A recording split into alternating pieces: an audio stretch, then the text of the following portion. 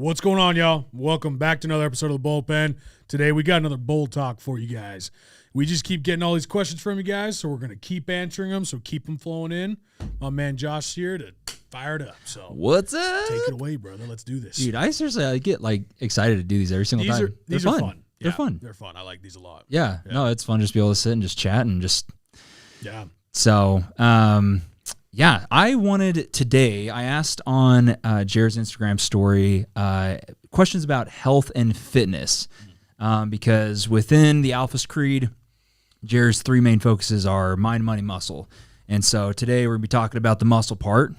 Jared has a big background within fitness and I mean, just with football and all that. And so, I mean, you're a strong ass dude. So I'm big. Yeah, you're a big boy. I'm big. Yeah, I need to lean my ass up. There's no question. But no, I'm big. Yeah. I don't know, dude. You see some of those guys that are like 300 pounds and they're like that a real world tactical guy. Yeah. Like, he's a big boy. He's a big boy. And he can move. Yeah. He can move. Well, that's my goal. Like, I want to stay big. I never want to be small. No. You know, I like being big and strong, but I want to be able to move. Yep. And I got big to a point where I couldn't move. Yeah. Because I wasn't training movement. And we'll talk about that, but man, oh man, it's not a way you want to live. No. I mean, you see people like, these like strong men and stuff. Those guys are just, they're maybe not like super flexible and that kind of stuff, which I know for sure I'm trying to focus a lot on, like being flexible, but they're fucking strong. Yeah, they're strong. And when they run, they waddle. You know? Yeah, it's gotta be it's almost like CrossFit guys. Those are like a really good. They're big. Yeah, it's hard to. But they're functional. It's hard to admit it, but to me, CrossFit is like the elite form of training. Dude. Like I really am starting to believe that. Yeah. Especially coming from an athletic background, looking at training. Actually, I'll say this: if you got a CrossFit coach or you're doing CrossFit and you're doing those fucking hang cleans and clean and jerks and shit like that, oh my gosh, you gotta dude. be careful. Holy shit! I know I'm gonna get blown up for that, but it is so dangerous. You have no fucking idea how bad clean and jerks are, and just the risk to reward ratio of those kind of movements. I'm sure we're gonna dive deep into all this stuff, but. Other than that, I love CrossFit. Yeah. That shit is dumb, but this stuff, awesome. Yeah, you got to be super careful with those movements. Yeah. So, well, the first question that we got, I really like these ones. They were some good ones. So, why is being overweight selfish? Dude, you know what? I'm glad you asked that. I was just thinking about this morning. Really? You know, like, because here's the thing. I'm not a father yet, right? Yeah. Even though I'm going to be a father one day, like we're going to start having kids and, we've just been waiting, but I feel passionately about my kids already. Like, I cannot wait to be a dad, right? Sure. And even now, like I got, I was working out heavy weight. I was moving heavy weight. I was working out hard and I was getting big, right? And I wasn't training movement at all. And I was not in shape, right? And yet, when I tried to run or even walk up the stairs, I just felt myself just a little bit more, just a, and it's like, man, I'm fucking walking upstairs, and I'm like, what is happening? Yeah. What? Like, I don't even know. I don't understand this, and I dive deep in all that, but I was thinking about this. There comes a point where you need to understand just how selfish your mediocrity really is. And I think we're talking less than mediocrity if you're really obese. Number one, I'm going to say this right here, right now. Being obese, being being a big fat fucker where you're waddling around, right? If you're like that, you're going to die. Yeah. So this is the most loving thing I'll ever tell you. This is the most loving thing I could ever tell you right now. Stop it. Stop eating. The only reason you continue to eat that fucking food is out of pure selfishness and pure laziness. There's not a remote speck of discipline inside of you, right? When you're that big and you start getting big, you are going to die soon. Have you ever seen a 60-year-old over 400 pounds? No, they don't exist because they don't live that long. No, they don't. You are killing your organs. As a matter of fact, they estimate that you are dying a lot faster through obesity than you are through smoking cigarettes. Really? And we are so anti-cigarettes, so anti what's in all that, right? And I'm anti-cigarettes. Cigarettes are fucking poison. Yeah. And you're more likely to die from obesity than cigarettes. That's wild. So where are the billboard campaigns against obesity? I know Jordan Peterson just got blown up for it all over Twitter, where he posted that thing about the overweight model where they said, this is beauty. And he said, sorry, not beautiful. You know what? He's right. Yeah. It's not. Yeah. She's dying. Yeah. She's way overweight. She's dying. And I don't care how much fluff you try to put on your statement of, oh, I love who I am. I accept who I am. Stop accepting who you are. Since when is accepting who you are a good thing? Let me tell you right now, if you really knew who you are, you would never say those words in any form of acceptance. If you really understood who you are, you will never stop working to become that person. Accepting who you are is the ultimate form of quitting on life. And this whole phrase of, well, this is who I am. You have to accept me for who I am. The fuck I do. Do you believe in change? Do you believe in humanity? How about if you're religious, do you believe in repentance? What's the point of Jesus dying on the cross if we don't believe in change? Right? And I'm a Christian. If you're not a Christian, how about just let me ask you, do you believe human beings can change? And it's shocking to see how many people disagree with that statement. Like, no, people don't change. And should change. Yeah. And you shouldn't push them to change either. And I'm like, and here's the thing. I was the fat bull growing up. Dude, I was the fucking fat bull. Yeah. Right? Yeah. You know, I was getting tater tots shoved in my mouth. I was getting chocolate milk poured down my throat. Being fat sucks. Right? And I'm like, if people look at me right now, I'm a big dude. I'm a strong dude. I'm still not even like perfectly lean, right? But I feel great. I'm running my ass off. I'm lifting heavy weights. I'm feeling good, and I know I'm going to feel better. And I'm learning all these things about cutting things out of my diet. It's like cutting out the bullshit processed foods, and finally just I've gone carnivore, and I love it. That's sick, dude. Oh, I love it. I feel amazing, and it's been such a revelation for me this last year, just discovering what actually works in my body, right? But coming back to like, at least like just how much happier I am. I don't think people really understand the power that's inside them and what your body means to your soul. Yeah. Your body is a reflection of your character. Let me say that again. Your body is a reflection of your character, not, of who you are. No. As a matter of fact, actually, I know who you are. If you come in for an interview, now laws dictate that I can't, I can't discriminate based on weight and all that. So I'm all right, fine if that's where we're at. But I know one thing. If I hire somebody and they're big, fat, right, and they can barely move, I know I should expect laziness out of them. Because if they cut corners in one thing, they're going to cut corners in another. If they make excuses in one thing, why are they not going to make excuses in another? Especially when it's so drastic that you can't even lay down right. You can't even bend over to tie your shoes without this sitting back up then and panting. Literally, I know. If you're listening to this, you feel that way. If you're bending over to tie your shoes and it's hard for you to breathe, you don't see how you're dying? Yeah.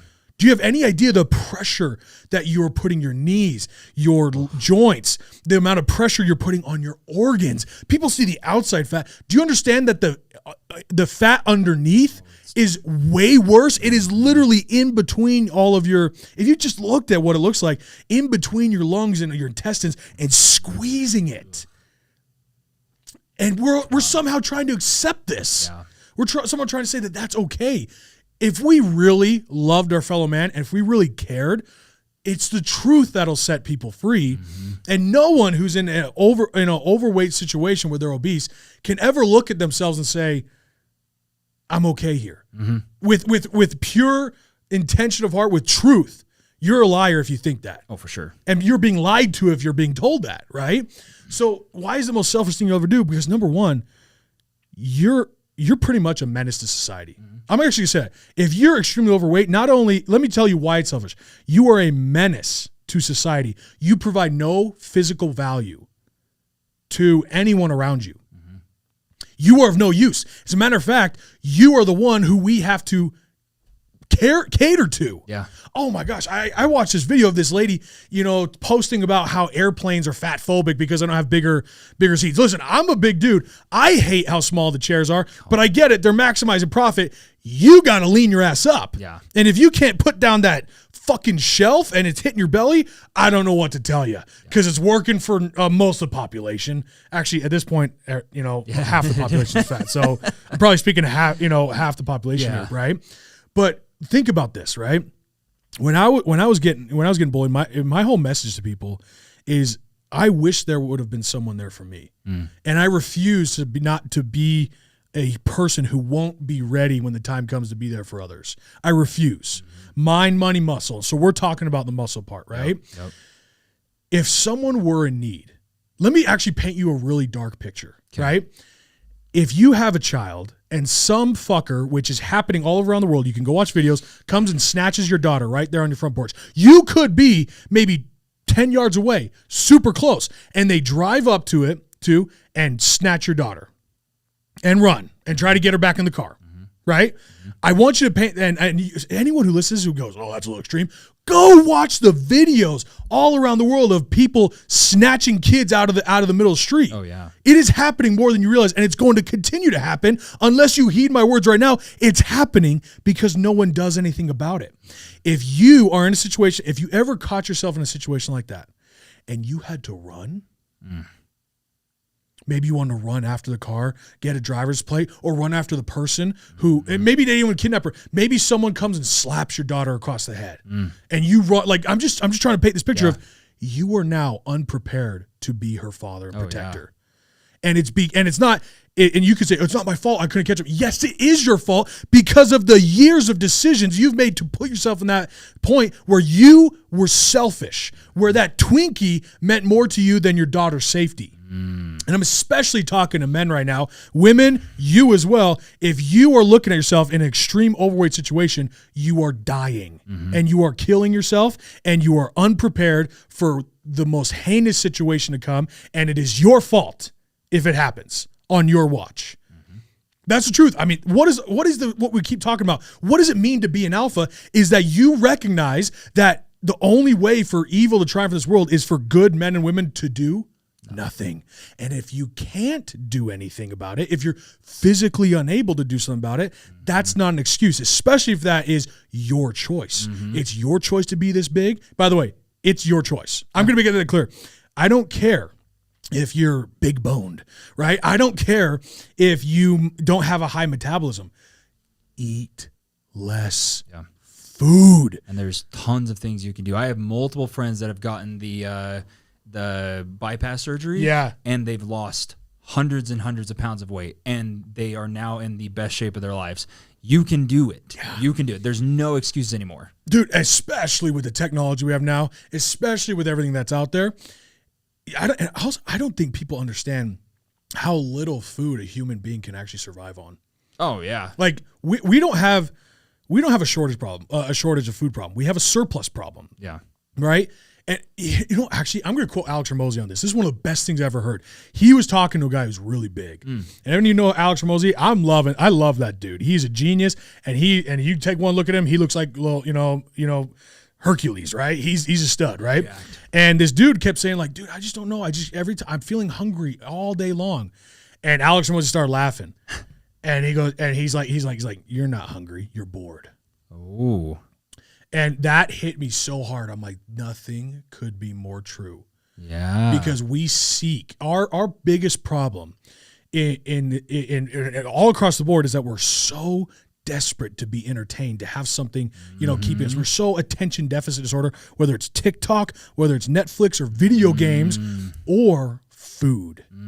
You can't sit there in peace. Learning just how to sit for hours in peace is almost impossible. You just feel this thing pulling in your brain, like, oh, I got to eat food. Oh, let me eat some food, right? And it's especially because food's so readily available everywhere. It's this thing that nags in your mind. You're like, oh, well, maybe I'll just eat, because the action of eating food is actually something to do. Just like a little fidget spinner, it's actually something that keeps your mind occupied. Yeah. Right? So he says, you're not hungry, you're bored. If you were really hungry, you would be like, man, oh, I'm hungry, I could eat an apple. When was the last time you were like so hungry that you just saw an apple, like, oh, I want to eat that? Or just a bare piece of chicken.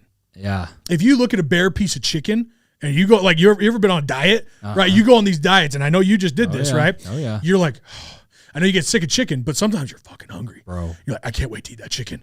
And nothing's on it. You don't care. I just want food. Oh, dude. That's hunger. Yeah. You know what's hunger is you want to talk to Yoon-Mi Park.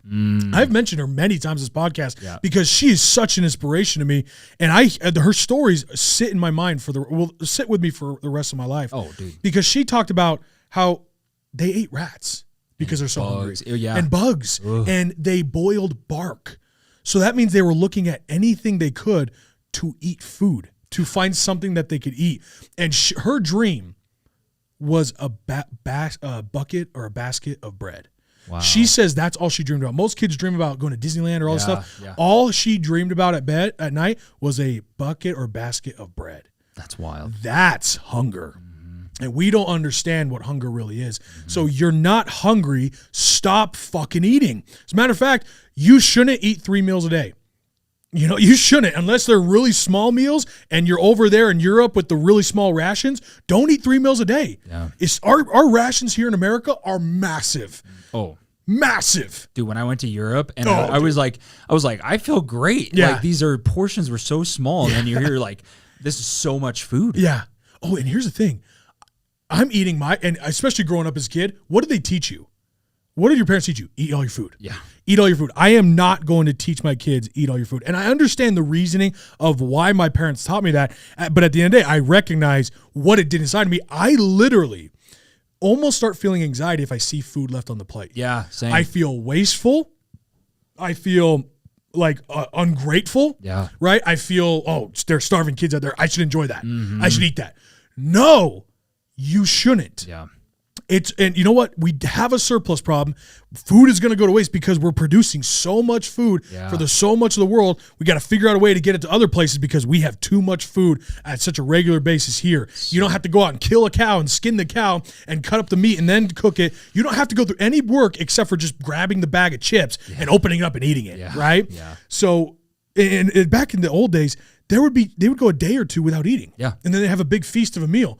That's more normal to go almost the entire day except until dinner, to have a meal. Yeah. Yeah. That's more normal, what our bodies are more ready for, as opposed to eating all the time. And I'm going to say this again.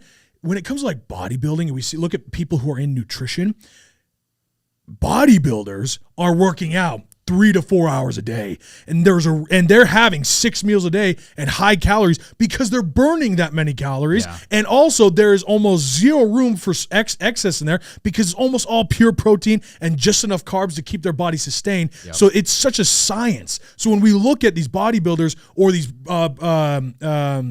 power lifters eating that much food, that's what they do. And I came from an athletic background where I was working out 4 hours a day, especially playing football at BYU. I was working out 4 hours a day. That's crazy. Morning, night, running, doing sprints, lifting, and then I would do it again. I would then throw routes and I would do footwork. I was working out 4 hours a day. That's wild, dude. And I was eating whatever I wanted. Yeah. And I was fine. Yeah. Because I was burning so many calories, and obviously I'm still in a growing state at that point. And then football's gone. And I'm eating the same, and I only go to the gym for an hour or two, and it ain't the same as when I used to. No. And all of a sudden I start to, I'm like, oh shit, right? So we don't we got to recognize the difference of what it means to be hungry as opposed to bored, and why we should stop eating so much fucking food. Yeah. There's no other point. There's no other reason to why you're so fat. It's just you eat too much fucking food. Yep. And by the way, if you're too skinny, you want to gain weight, just eat more food. Yeah. Oh, I eat a lot of food and you don't understand. No, eat more. Yeah. So that's the opposite side of it. If you really, if you struggle with putting on weight, go eat a lot of fucking food because your body's got some problem where it's burning too many calories. Yeah. But anyways, I digress. We could even say the question was, why is being overweight, selfish? I think it goes on the other end of the spectrum as well. If you are skinny, if you don't work out, if you are weak, you are also selfish because on both ends you cannot help in any single way. You're of no use. You have no literally are just like you're a breath of air. Like that's all you are. I mean, literally, Socrates said this. Socrates said, "No man has a right to never ever in his life." I'm probably mixing two different quotes because I believe they're two different ones. But he said, "No man has the right to not be in top physical performance for society." It's almost against, Socrates was saying, it's against everything we stand for. Because, again, you are of no use to society. And yes, being physically able is a key part of being useful to society. Yeah. 100%. So yes, you're exactly right. On the opposite spectrum, if you're skinny, can't do shit, you just sit. Dude, I see it over and over. All these videos, these kids who are just getting so much attention, where they're just sitting in their basement playing these video games. I know I sound like a dad, but who fucking cares? Stop playing your fucking video games. Yeah. What are you doing with your life? Oh, that's my legacy. Jeez. Yeah. You are doing nothing for this world. I think what it comes back to is when you like you said earlier, when you understand your purpose and what you and when you understand who you are. Like, dude, my little brother, he's 16 right now, and he's been going to the gym and lifting for the last 6 months, and he has gotten huge. Yeah. And I'm like, hell yeah, dude. Yeah. Like, and he's getting strong too. And I'm like, you are going to be a very, his idols are like Jocko and who's that other guy? Those guys. Yeah, and he wants to be like them. I'm like, perfect. Yeah. Perfect role models. Right. Like, you are going to be a physically able man that can actually benefit society. Right. Yeah. I mean, that here's the thing. Yes, we're talking about being an alpha. Yeah. What a toxic thing to say. Who the fuck do you think you are? That's the most beta shit I've ever heard. Alphas don't need to call themselves alphas. Fuck you. Yeah. Because it's time you start calling yourself an alpha. It's time you start recognizing how important it is to be an alpha. And that does mean physically. Yep. That means physically, you should be dominant. Yep. You should seek after the greatest form of your body could ever have. What a gift you have to have a physically able body. Actually, I want to say this right now. My friend Nick Santanastasso is one of the greatest examples that, by definition, he wouldn't be considered a physically able person. Yeah. Yeah. And yet he is more physically able than a lot of people I know. He is more active and does more things. He lives life to the fullest, and doesn't let himself have any excuse. He literally was in a bodybuilding show. Yeah. He has one arm. He has one arm. And he's so incredible at what he does. He works his ass off. Yep. And if you see him, he's just ripped, dude. He is, dude. He works his ass off to look like that. Oh, yeah. And and I love his story. I think the whole world should know his story, because you have no excuse. I don't care about any of these reasons you give me. They are null and void. Yep. Because you are, at the end of the day, a leech on society. We have to work extra hard to support your fat ass. Yeah. So, and I saw another guy post this thing where this lady was really big and she was just rolling over into his seat. So he had to sit like this the whole flight. Oh.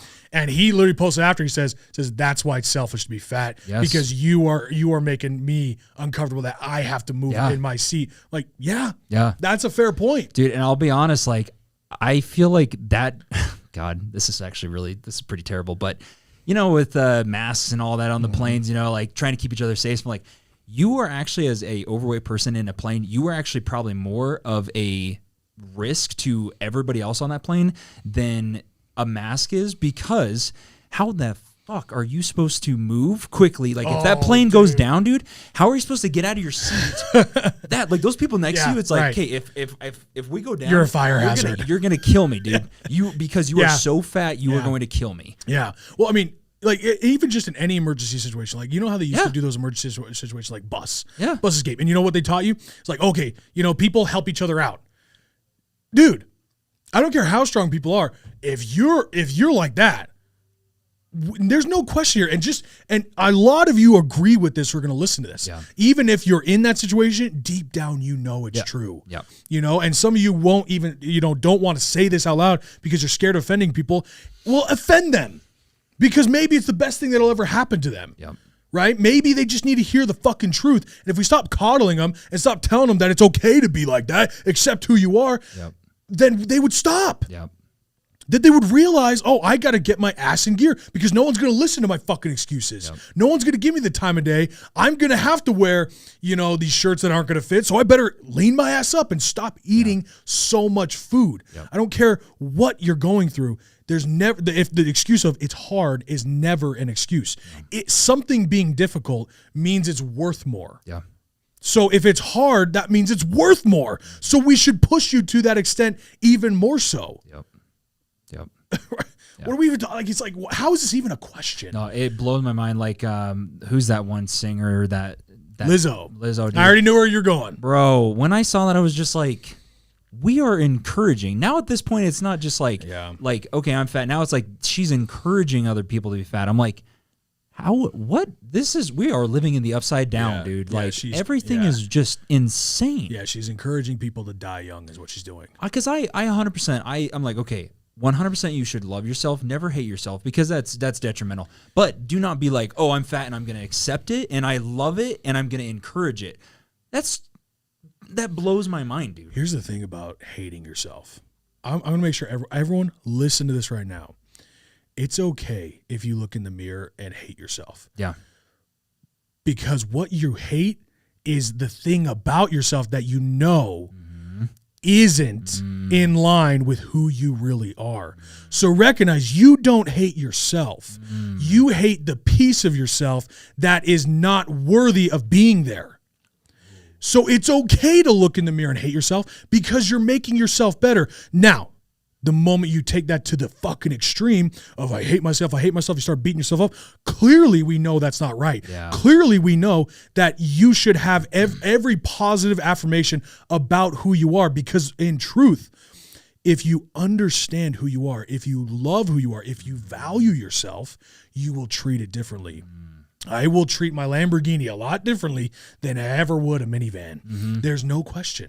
I don't care what anyone says. I'm going to tend to this a lot more valuably than this. So if you understand who you are, and everyone deep down does understand who they are. So if you hate the things about yourself, you don't hate yourself. You just know you're better than that. You would never hate yourself if you didn't know you're better. I'm better than this. That's a good thing to say. This isn't like me. That's a great thing to say, because what you're affirming is that I'm better than this. This state of being is not who I am. So let that feeling dive deep inside you to motivate you to hate the food that you're eating and to hate the laziness and to get rid of the piece of you that is not worthy of being there. And we are so caught up in this idea of let's make sure everyone feels really good about themselves. If you want to feel good about yourself, work hard and accomplish something worthwhile. Do you know it's more rare to have abs than it is to be a millionaire? Really? It is more rare, especially in the U.S., to have abs than it is to be a millionaire. So how rare is it if you have abs and you're a millionaire? Yeah. Right? And you know why it's a rare thing to have abs? Go look at a picture of 1970 when they're on the beach. No one was fat. Look at a picture now. It's a big, fat, gelatinous mass. I'm not shit. Like, it's a really big, fat, gelatinous mass sitting on the beach. And you're like, it's like half, like, holy shit. How did we do this? We already know how, right? We already know. We know. There's no question on how, right? But we have to be okay with hating that part of ourselves.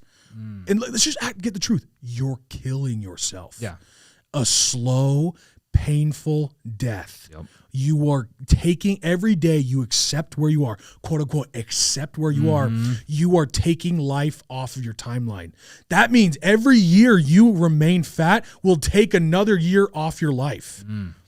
So you accepting it for the next 5 years is going to take life off your lifespan. It is going to do that unless you make a drastic change very quickly. You are damaging so many things about yourself that will create longevity in your life. Let's be honest then. Let's be honest about what real life and real fulfillment looks like. It looks like when you're healthy. You know, especially with this big health movement, you know, and mental health. You know what will create more mental health than anything? Physical health. Physical health will create more mental clarity than any pill, than any meditation you'll ever find. And it's not just because of the appearance. It literally, your chemistry will change. I mean, I think, who is it that talks a lot about this? I mean, like Liver King, Wim Hof, like all the, like the Iceman guy, they talk about how, like, you literally, like, depression, they don't believe depression's real. I don't believe depression's real. Like, I mean, you can get depressed, but when it becomes this, like, illness, and it comes from... most of the time, it comes from you are overweight or you're not treating your body well. You're putting shit into it. You fix those things, and you will literally start feeling better. let me actually say that then. I'm glad you brought that up. I do not believe depression is real. I believe people being diagnosed with depression and anxiety, I do not believe that is real. I believe you can feel anxiety. I feel anxiety every day. Yeah. I feel depression all the time. That does not mean I'm depressed. Yeah. It means I'm pushing through some pain and some demons, just like we all are. We're all eating a shit sandwich here on this earth. Let's get real. Yeah. This is not a happy and fun place, and it never will be. No. Like, if you just go out and look at nature, I love how we paint this picture of nature, and nature's beautiful. It is peaceful. But you know what? Have you ever really thought about nature? Nothing in nature will just die peacefully. No. Let's make that very clear. Nature is brutal. Oh, yeah. Nothing dies peacefully in nature. It will be eaten. Yeah. In one of the most, like, you ever seen a bear eat an elk? Go watch it and see. Just let yourself watch and be like, oh, that's nature. Yeah. Right? So if you understand nature and the nature of this world and the nature of human beings, evil is here and evil will always be here. Right? So does that mean that we will always have to deal with problems? Yes. That means we will always have to experience pain and suffering because we're human beings, because it's a part of this life, and you're never going to get rid of that. So we try to get rid of it with the fucking pills, acting like that's the answer. Clearly, that's not the answer. No. And even if your doctor, and I guarantee this is going to get taken out for saying this, but I'm going to say it right now. Your doctor is not always right. No. Do you have any idea how many doctors I've talked to in the business where how much more money they make when they push the pills?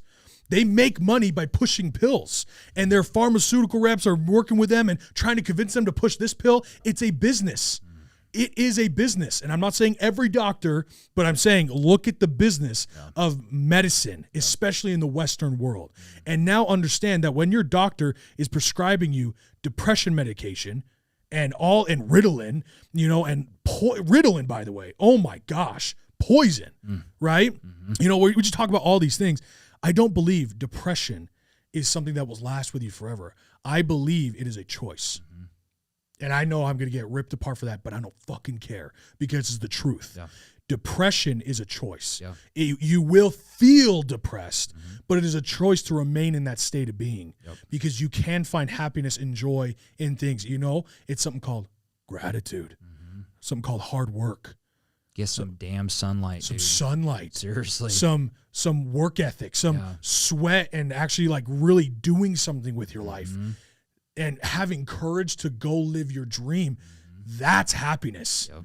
That's how you can get out of a depressed state real quick. Now, I'm not saying you can't feel depressed, but depression is not who you are. Very, very different Especially when you start telling me, oh, I'm depressed, as if that's who you are. Yep. We start, and especially when they put a label on you of, okay, I'm diagnosing you with depression. You'll have depression your whole life. The second that person believes that sentence, especially when it comes from a doctor, every doctor who said that, you need to understand what you've just done. Yeah. You have implanted a new identity inside that human being that as a person of authority, they are going to believe you and say, my doctor said I have depression and I will always have depression because that's who I am. Yep. Just like, oh, well, it's just who you are. Your metabolism is a little slower. So it's okay who you are. You're fat. It's okay. Like, and we accept that. That's beautiful. Let's get rid of the bullshit. Let's just seek after the truth and understand that depression is not a state of being and who you are. It's something you feel, and it's a choice to remain there. Especially if you understood how powerful you are, how powerful your mind is, then you'd recognize this problem. Yeah. That the pills, that all these other things are not going to solve it. They never will. Yeah. As a matter of fact, there's a whole of a lot of evidence to say that the placebo is what fixes it a lot more than the actual pill itself. So interesting. Understand that when we're talking about this depression, even, I'm diagnosing you with anxiety. Do we understand how dangerous that is to tell someone that as if it's their identity for the rest of their life? Now that doctor saying, now you have full reign and you can just be that. I give you the right to be that. A doctor's note. Now that's who I am. Yeah. That's who I am. It's like, fuck and then here's what they do. And I accept me for who I am, and you should too. What? Really? Yeah. I didn't know that. Okay. Yeah. And you know what? Here's the thing. I'm not going to argue with the insane. You know what the definition of insanity is? Doing the same thing over and over, expecting a different result. So if this is your state of being for the rest of your life, and there's no chance of convincing you otherwise, you don't think for yourself, you don't have an open thought in your entire existence to potentially see another side, this is your thought process, and you're going to stick to it and stick with your guns. No, I'm depressed. You're going to fight me on that. Then I'm not going to argue with you. Because I don't argue with the insane. There's no point. It's a waste of my breath. You clearly are convinced, and trying to change someone's mind of who's really convicted and convinced is nearly impossible. The only person who can change that is them. And that works bad and good. Because if you're truly convicted and convinced in a good way, who am I to ever change it? It works the exact same. That's the power of the mind. So I'm not gonna argue with the insane and the people who want to be there. By the way, there are people who want to be there because they find identity in being a victim. They find a lot of identity and sympathy, and this excuse that gets them out of a lot of issues, which we see it happen so many times. This excuse that gets them almost this passive, like, well, hey, listen, you can't yell at me, because this, I'm depressed. It's like this little card that like get out of jail free card, right? And people find identity in that as if it provides value to their life, because it does. It provides ease, and if you choose the easy way, that's fine. But let me say this, don't think we're on the same level because you choose the easy route. You choose comfort while I choose pain. We're not the same. There's a reason why I'm where I'm at and you are where you're at, because I chose pain and suffering while you chose ease and comfort. We're not the same. So start choosing this, and then we can have a conversation, right? Dude, have you started doing like ice baths or like cold showers yet? You know, I did cold showers for a while. And dude, listen, and anyone who's ever played football there or any sport knows that you're icing yourself almost every fucking day. Like I was in ice baths every week after every game. Like I was always in ice baths. So I'm no stranger to ice baths. They're great, sort of, right? And I understand the science behind it. I actually love Wim Hof. I love what he teaches. He's incredible. And that is, I mean, you can't argue with what he's done and what he's discovered, right? But I think we really overemphasize these cold showers thing. And to me, what I like is the idea is I've talked to some people about this where they say, do something cold as opposed to just always doing a cold bath. And listen, if that works for you, it's more of a mental toughness thing than it is an actual physiology thing. So if it's a mental toughness thing, do it. Absolutely. If it's a mental toughness thing to push through those cold showers, I get it. I did a cold shower this morning, because I was like kind of feeling that way, right? I just did this workout and I was feeling great, and I'm in the shower feeling good. I'm like, fuck it. And I just turn it cold, right? And it's just a mental toughness, almost exercise, right? But have I ever started doing that? I have. And that's all I see it as, is a mental toughness thing. And listen, I maybe I should take it back, because I do agree with a lot of science of Wim Hof. So there's definitely physiology There's definitely the science there, but I think for sure, for me at least, it is that mental toughness of being like, okay, I have control of my brain. It's kind of like Brian Navavi with his like, how you do one thing, you do everything. How you do some things, how you do all things. And so I'm like, okay, I'm going to take a cold shower and I'm going to train my brain to be like, holy shit, this hurts. But I'm going to stand here. And I'm not going to let my body control me. I'm going to let my mind be in full control. And I think that's where, at least for me, that I've really enjoyed. I've been doing it and I feel great. And then you get out of the shower and you're like, energized. Oh, you're very energized. Oh man, you are very energized. And what I actually prefer doing is I still have a normal shower with hot water, but at the end I turn it cold. Same. Actually, number one, because when it's a hot shower, it still opens up your pores. So when you're putting on, the body wash, it actually cleans you better. So it gets in your pores, and your pores are more open. So you're going to smell better. You're going to clean yourself better. So that's number one. If I have a hot shower, I'm going to do that. But then I finish it with a cold shower. Number one, because the mental thing. Number two, that actually closes your pores. And it's even harder. Like now you're like super hot. And then you do super cold. If you're just normal body temperature. I really like the offset. Because if it's like really hot, then also you go really cold. It's like, it's even like, because I feel like the shower can only get so cold. So when you do it that way, it's like, woo, you feel it. So that's, I think there's a lot of things that. Oh, no question. That, but well, let's move on, dude. We'll do, I think these last two are, they're maybe a little bit more simple questions, but So what somebody asked, what is your workout regimen? What are you kind of doing right now for workouts? What are you doing? I used to work out like heavy. I mean, you see my gym in here, right? I'm actually getting rid of a lot of the equipment in here because I'm sick of lifting heavy all the time. And I love lifting heavy. I actually really enjoy it. But I'm just like, I'm looking at my body. I'm looking at how I want to live my life. Yeah. And I want to be able to move. Yep. You know, I want to be able to enjoy life and run. You know, and actually, I'm going to give a shout out to Ross the runner because I was feeling this way, and he really took it to me out there in Texas, opened my mind with it, and it just brought me back to when I used to train like an athlete and the way I felt training like an athlete. That's what I want to adopt more again. Yep. I'm not doing footwork drills or anything like that. So basically, I used to lift heavy a lot. Because I was under the impression, I'm going to actually get this out there.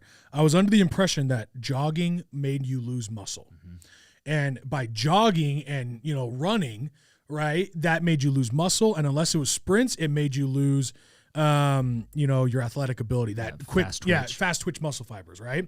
That was taught to me by a lot of my trainers growing up. So I used to jog all the time. As a matter of fact, at a point, I would go on a 13-mile run on a Saturday, you know, in high school. I jogged all the time. But then I was told, hey, you're too slow. You got to stop jogging. They're like, you're going to lose muscle. They're like, you shouldn't be lifting heavy weights and then jogging. You're basically offsetting it. And I was like, oh, I don't want to do that. You know, So I want to get big and strong and be able to run sprints and be an athlete, you know, like explosive and strong, right? Yeah. And so I was like, okay, so I stopped jogging. And I just started doing sprints, and I was doing sprints a lot, man. So I'm still running a lot, but I'm lifting heavy. I'm going for explosiveness and strength. And then all of a sudden, football's gone. And I'm not, and you know, when football's gone, man, it's one of the darkest times of my life, dude. But I'm not training sprints anymore. I'm not training my footwork, you know, as a quarterback or as a whatever position I'm in. I'm not training for agility, you know, like I'm not training that anymore. So then I just kind of stayed with, I'm going to lift heavy. Yeah. Because that's what I wanted to lift heavy, and I liked it, right? It's fun. Yeah. Going for the max rep, you know, like trying to get stronger. It's very exhilarating. But now I've really come to a point where, you know, I got fucking strong, dude. I was squatting 500 plus. You know, I tore my pec when I was benching 335 for reps, and I'm like, oh, going up. I'm going to 400, you know, bench. And I tore my pec doing it. And all these things, all these small little nicks that have happened, I'm only mid-20s. I'm still feeling these. Yeah. I really have looked at it now, completely shifted my mindset on this recently, this year, as a matter of fact, where I'm trying to train for more of a, what's the word? More of a movement and just functional. The functional. Yep. I still want to be strong. Yep. So I'm still going to train strength, but I'm not going to do it with machines. Yep. I'm not going to do it with a barbell, you know, and squats and deadlifts. And that's why, you know, deadlifts. Oh my gosh. I don't care what anyone says. Stay away from deadlifts. If you love it, then great. Good on you. I don't think you have. And I never forget deadlifting. And I was deadlifting a lot of fucking weight. And I felt a little tweak in my back. And I dropped. I was like, holy shit. Yep. And luckily, everything was okay. You know, just a little slip disc, but it was fine. No problem. Yep. But it opened my eyes. I'm like, wow. I had good form. Everything was fine. And just like that, right? Yep. So if you're doing these lifts like power cleans, you know, hang cleans, snatches, deadlifts, and barbell squats and barbell bench. I tore my pec in barbell bench. You shouldn't be doing those things unless you're training to be a power lifter or an Olympic lifter. Then the risk is worth it. Yeah. Then the risk is worth it because that's your profession. That's what you're training for, right?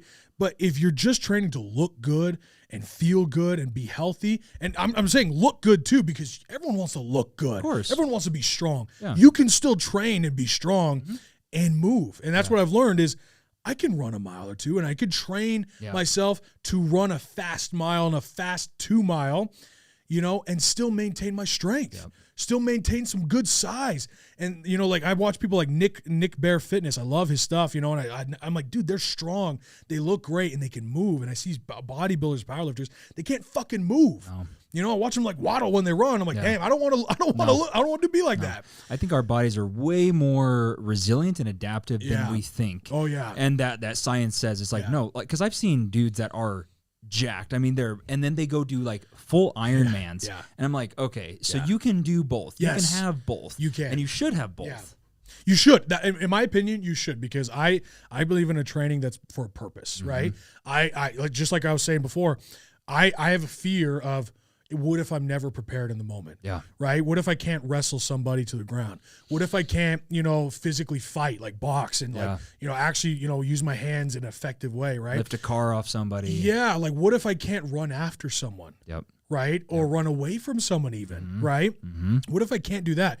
And I'm just gonna be honest with you guys. I'm not training for 10 miles because if it's 10 miles, get in a car, get in a moped or something, if it's 1 to 2 miles and I can run faster than you in 1 to 2 miles, I'm going to escape or I'm going to catch you. Right. So 1 to 2 miles for me is a perfect limit. So my training is now I'm running and I'm training to run a faster mile, a faster 2 mile. And that's really the extent I'll go is I want to train to be able to run those effectively and fast. I want to get under a 6-minute mile, for 2 miles straight. That's a goal of mine. Right. Sick, dude. That's and sick. I want to maintain my strength. I want to be still, throwing up the hundreds on my bench, right? I don't want to lose that. But I will say I'm not training my legs like I used to, training more for functionality, for, endurance in my legs because I used to train those squats. And if you guys see me, I got some hefty honkers down there, right? I got some big buns, you know, and I've trained my whole life for it. So I'm not worried about size anymore. I'm just going for functionality. Training, and honestly it's a lot more like CrossFit now. Using the bags for body squats and functionality and just trying to get those movements in now. I feel like it'd be like almost doing, if you were to do squats, doing like maybe 45 at most, and then like for reps, you know, and depth as well. Because that's one thing that I'm super grateful for is I've worked on my depth always, and so I can do a squat deep, and that's powerful because if you need to get a car off of somebody, you've got to get all the way down, and you got to use every bit of your back and legs to lift that car up, not just your back, not just halfway up. So I feel like that would be that at least for me, that's what I've been doing a lot more of that recently. I mean, endurance strength is definitely a priority for me, right? I mean, especially because like if I think of any situation that could come up, like if shit hits the fan, I want to be prepared to protect those I care about, right? To protect myself and those I care about. And, I actually, what's his Grand Thumb? Oh, yeah. You know him? I love, if you're watching this, Grand, I love you. Dude, he's awesome. He's funny. But he said, and it's true, if you're not in shape, you're going to die. And he didn't say if you're fat and overweight, if you're skinny. Dude, you can be ripped and still not be in quote unquote shape. It's true. Dude, you can. It's possible.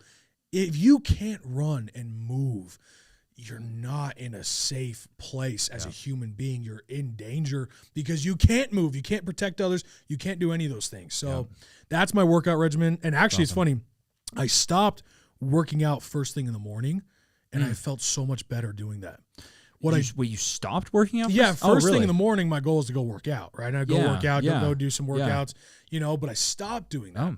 So what I do now is, because I just love this actually morning routine way better. We'll probably do a video on this. Is I wake up in the morning and I just have a drink, have a coffee, right? Just something to wake me up, right? Like, with heavy fats. So I'm talking like, milk or like half and half. And I love it. I love that taste. I believe in eating fats and dairy and carnivore. That's my diet pretty much, right? And so I have that in the morning and I work.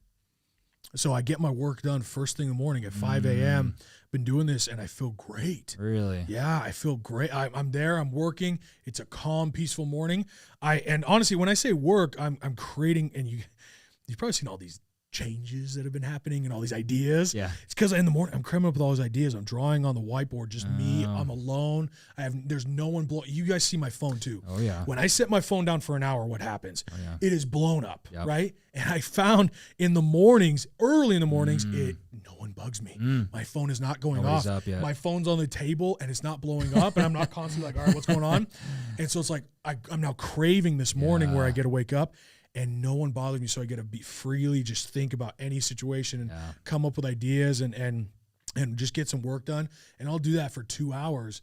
And then it's about 7:30, sun's coming up. Take the dogs out to the park like I always do. Or I take them on a walk, start to walk them more. And then I come back and I run and I lift in the garage. Nice. So dude, that's a great, So that's awesome. that's my morning routine and workout now. Nice, dude. I love it. Feel great. No, that's awesome. And then you kind of touched on it. Just maybe you could hash on it for like 1 second. But what does your daily diet look like? Yeah, so I'm actually, so number one, intermittent fasting. I'm not eating in the mornings. I don't eat breakfast. Yeah, right? I started doing that too. I feel so much. I feel so good. Yeah. You know, I don't eat in the mornings because I don't need 3 meals. I know for a fact I'm used to eating bigger meals. Because as a kid, not only would I eat my meals, but my dad would be like, hey, finish your sister's food. I'm like, okay. So I'm eating my meals and their meals and potentially seconds. Yeah. I was eating a lot of food. So I got used to eting big meals and I like eating big meals. I like it. Yeah. You know, I'd much rather eat one really big, glorious meal rather than a bunch of small meals. Yeah. Right? Yeah. So I prefer saving my food and saving my calories towards the end of the day. So I don't eat in the morning. I drink sparkling water in the morning and a coffee. So I guess I kind of eat because I do put half and half in there. So it's technically calories there, but I don't care. Yeah. And then I go to lunch and I try to I just eat meat. Yeah. You know, I try to eat meat or I try to just eat meat and cheese, whatever it is. Yep. And my diet consists of dairy and anything meat. Yep. And, you know, like I'll mix stuff in there if we go out to eat, but that is what I try to eat. Yeah. You know, and awesome. Dude, I feel great. Yeah. I couldn't feel better when I do that. When I stick to that and I'm eating meat and I'm only eating dairy, I feel amazing. Actually, fruits feel great. Yeah. Because fruits are not sugars like all the other sugar bullshit. Yeah. I've found in my stomach, this is what's crazy. By cutting out, you know, and I'm not saying I'm going to avoid the word carbs because processed sugars. Yes, sugars and grains. Yeah. Because our grains are not normal here. No. You can go into Europe and other places where shit's handmade and fresh out of the ground. Yep. You don't get the same kind of bloating you get here with our grains, right? The processed stuff, right? So cutting out grains in my diet and cutting out sugars is probably one of the coolest discoveries I ever made. Is I finally realized that you can feel full and not be bloated. This is one thing that really actually changed my entire perspective because every time I would eat, I feel bloated, dude. Bloated, man. My stomach, I'm poking, it's just rock solid. I feel like shit, right? And I'm eating, and I just didn't know what was happening. I knew something was wrong. And this is going on for years, right? But I just eating. I'm not trying to figure it out. Go see a doctor. They say, oh, you might have gluten intolerance, and then I cut out gluten, and I was like, okay, it's not really working because I'm just, you know, because technically rice is gluten free, right? True. Yeah. Right. Yeah. Rice still does this to me. Really? Yes, that's what I'm saying. I cut out grains, man. Okay. Wow. And I don't know why. You know, probably different. It's just the rice that's here in the packages. You know, I bet if I go rice somewhere else, it's gonna be different. Probably. But anyway, so I cut out grains and I cut out processed sugars, and especially when I did carnivore, I ate steaks and I ate cheese and I was eating all this food and I ate so much fucking food. I was so full. Full of like, oh my gosh, I'm gonna roll over, I'm gonna die, right? Yeah.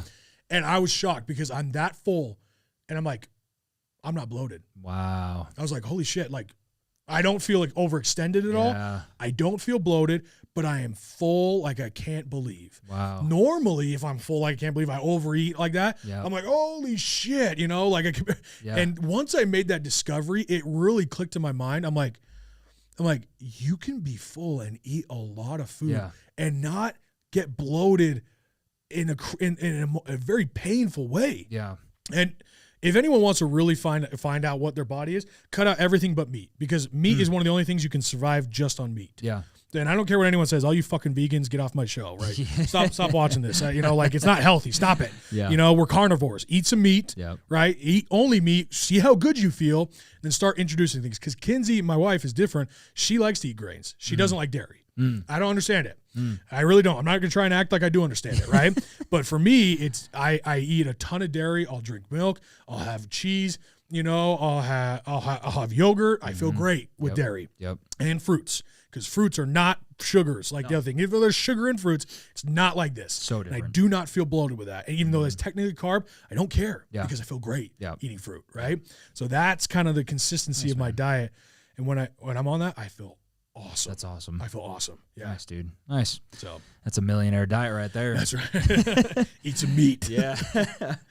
Well, I think that's going to be end for today. That was a good one. Dude, it's been a minute since I've talked about health stuff. I know. I'm not going to lie. Yeah. This is what I used to talk about almost all the time. Yeah. Well, I never talk about this shit. I mean, that's what the Alpha Creed is all about, is having all three of those areas now. So don't forget to like and subscribe to the channel and, go buy some Alpha merch as well.